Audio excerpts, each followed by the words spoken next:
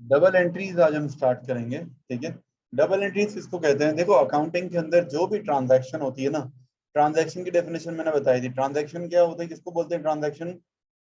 कोई भी ऐसा इवेंट जिसकी वजह से बिजनेस के ऊपर कोई मॉनेटरी इम्पैक्ट आए, ठीक है, कोई माली लेन देन हो, कोई ऐसी चीज हो जिसकी वजह से हमारे पास फाइनेंशियल इम्पैक्ट आए, कोई, उसको हम कहते हैं ट्रांजैक्शन।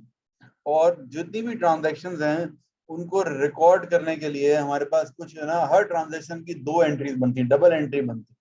डबल एंट्री क्या बनती है? एक होती है डेबिट और एक होती है क्रेडिट। ये डेबिट और क्रेडिट क्या होता है, क्या फर्क है इन दोनों में? बेसिकली जो अकाउंटिंग की जो बुक्स होती है ना, अकाउंटिंग जहां पर हम रिकॉर्ड करते हैं, बुक्स होती हैं, उसके दो कॉलम होते हैं। जैसे आगे जाके आप पढ़ोगे टी अकाउंट्स, तो टी ऐसा बना हुआ होगा, तो ये जो लेफ्ट वाला कॉलम है ये डेबिट होता है, ये राइट वाला कॉलम जो होता है ये क्या होता है? क्रेडिट। तो डेबिट और क्रेडिट में सिर्फ इतना ही फर्क है। क्रेडिट जो है वो राइट हैंड साइड को बोलते हैं, और डेबिट जो है वो क्या बोलते हैं? लेफ्ट हैंड साइड को। क्रेडिट का मतलब वो उधार वाला क्रेडिट नहीं है, ठीक है ना। क्रेडिट एक कॉलम का नाम है।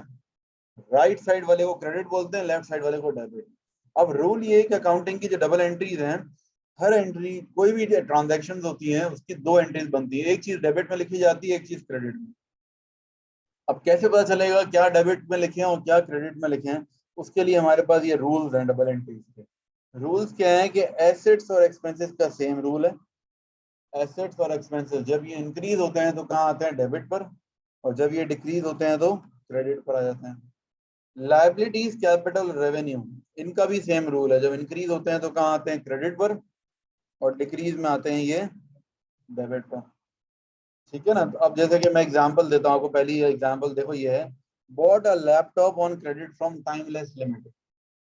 एक लैपटॉप खरीदा हमने टाइमलेस लिमिटेड से। तो लैपटॉप क्या चीज है? एसेट है ना। अच्छा, एसेट हमारे पास आ रहा है, यानी कि एसेट बढ़ रहा है। एसेट बढ़ रहा है तो क्या होगा? डेबिट पे लिखा जाएगा। तो यानी कि हम लैपटॉप को लिखेंगे डेबिट पर।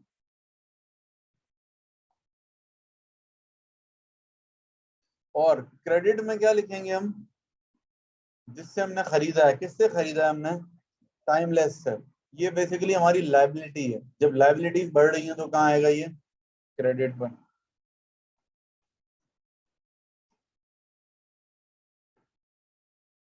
The proprietor paid a creditor B bird from his private funds. Proprietor ने क्रेडिटर को अपने प्राइवेट फंड्स में से पे कर दिया। प्रोप्राइटर किसको बोलते हैं? ओनर को। ओनर जब घर से पैसे लेकर आता है तो क्या होता है? कैपिटल हमारा बढ़ जाता है। और कैपिटल जब बढ़ता है तो कहाँ आता है? देखो जरा, क्रेडिट, कैपिटल जब बढ़ता है तो कहाँ आता है? क्रेडिट में। तो कैपिटल तो आएगा क्रेडिट।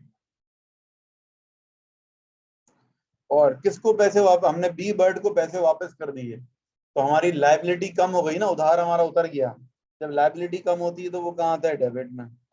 वैसे भी रूल है, अगर एक आपको समझ में आ गया है ना, दूसरा तो उसका ऑपोजिट ही होगा। आपको पता है अगर कैपिटल क्रेडिट में है तो डेबिट में ही लाइब ये बी बर्ड डेबिट ही होगा, क्योंकि एक क्रेडिट हो जाए दूसरी चीज डेबिट होगी। A trade receivable T Rob pays us by cheque. एक ट्रेड रिसीवेबल है टी रॉब, उसने हमें पेमेंट कर दी चेक के जरिए। क्या करेंगे? बैंक डेबिट और टी रॉब credit.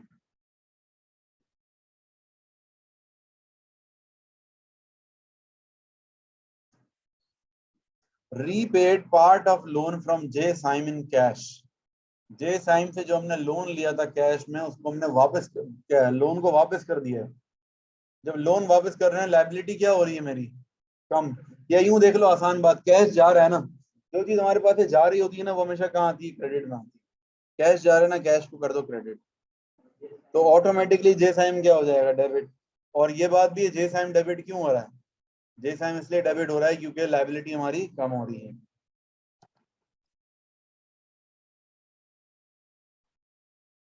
Return the computer to Timeless limited.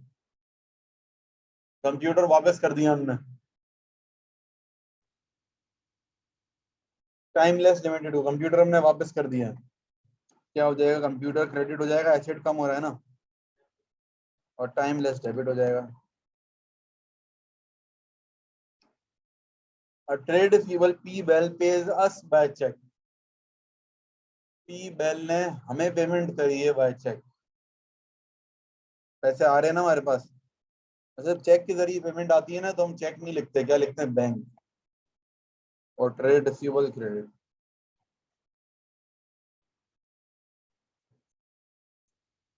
Bot a car on credit from tangle Motors.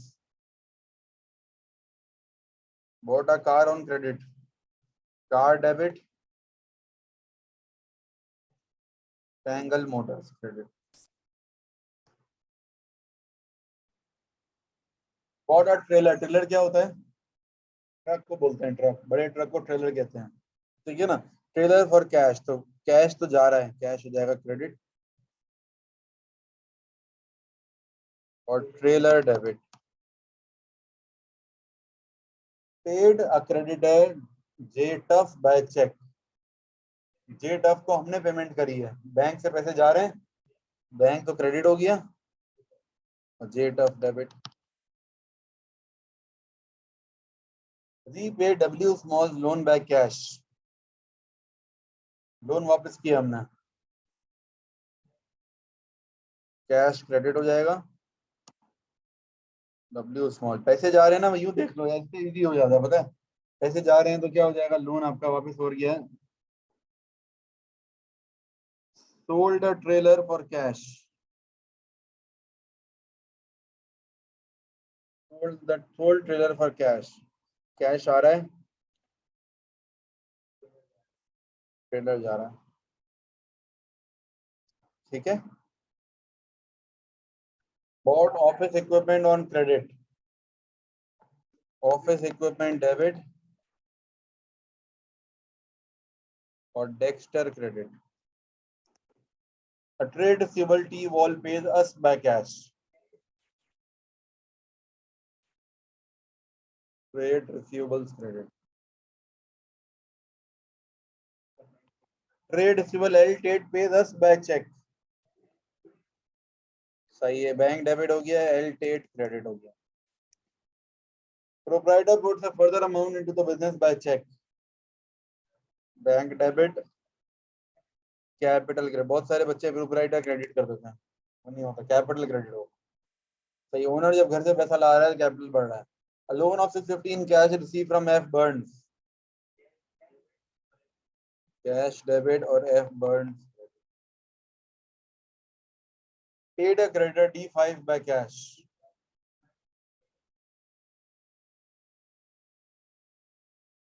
ठीक है, ये कंप्लीट हो गया। नेक्स्ट एक्सरसाइज पे आ जाए।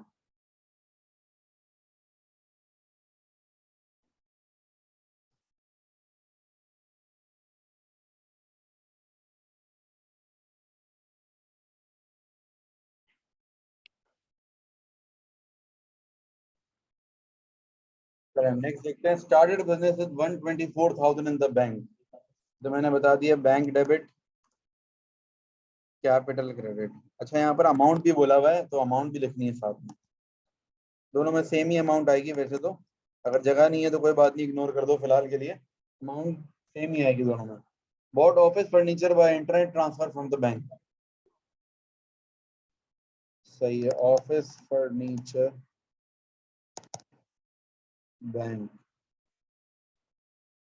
Bot a computer on credit from ALE limited.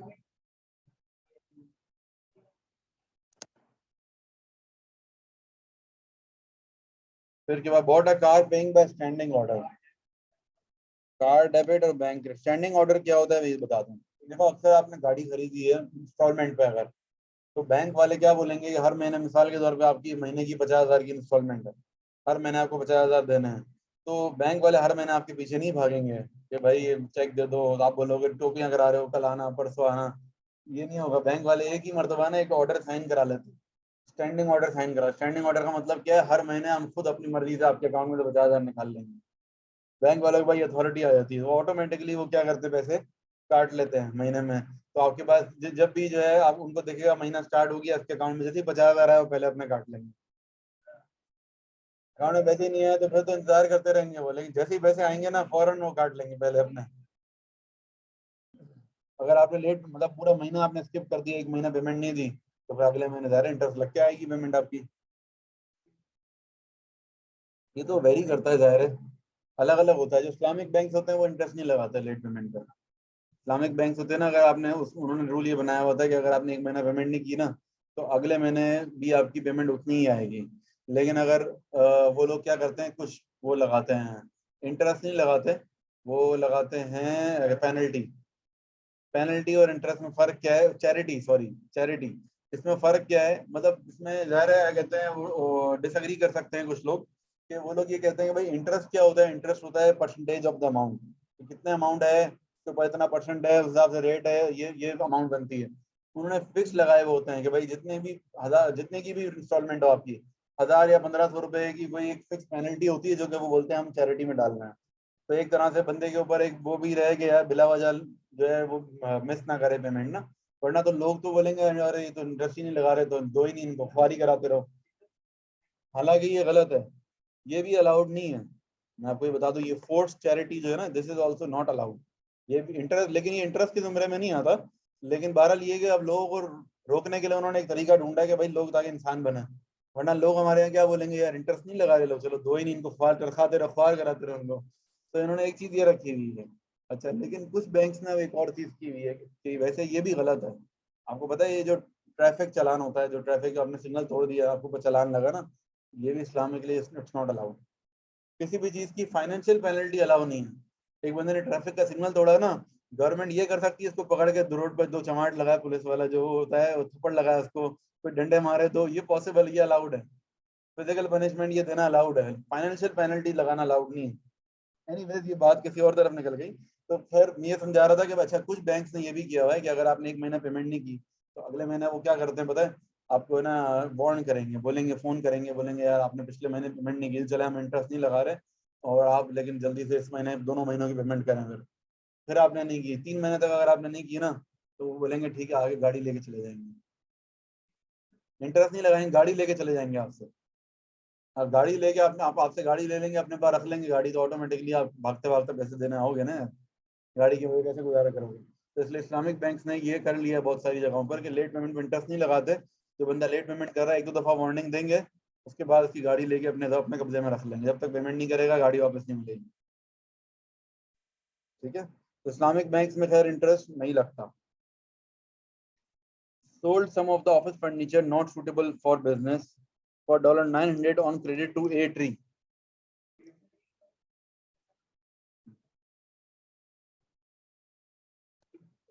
अच्छा, एक नहीं, ए ट्री लिखेंगे, जिसका नाम है वही लिखेंगे, और क्या लिखेंगे, office furniture credit.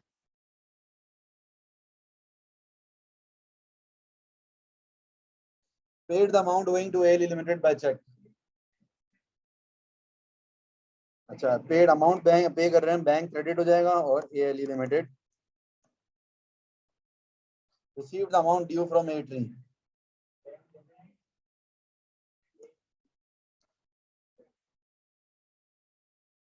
Trade receivable लिखने की जरूरत नहीं है, जो बंदे का नाम पता है तो नाम ही लिखा जाएगा, जब नाम नहीं पता होता जब ट्रेड रिसीवेबल लिखते हैं। Bought equipment using debit card, equipment debit और बैंक क्रेडिट। डेबिट कार्ड में भी दायरे पेमेंट पैसे तो बैंक से कटेंगे ना। ठीक है, ये हो गया 2.2। अब हम करेंगे 2.13, 2.13 यानी कि।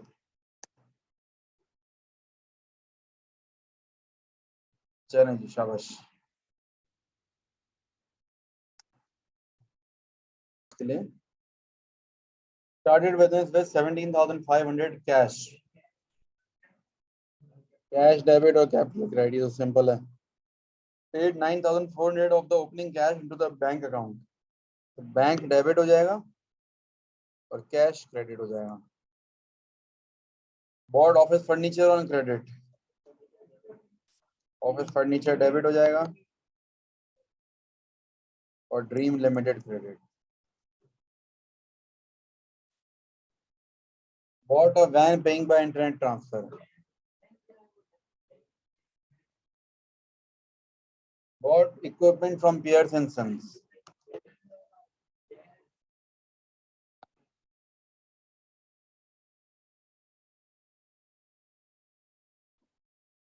returned faulty office furniture to Dreams Limited,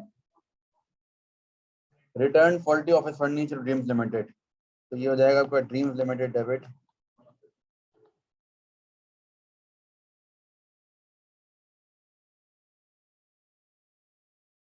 sold some of the equipment for cash.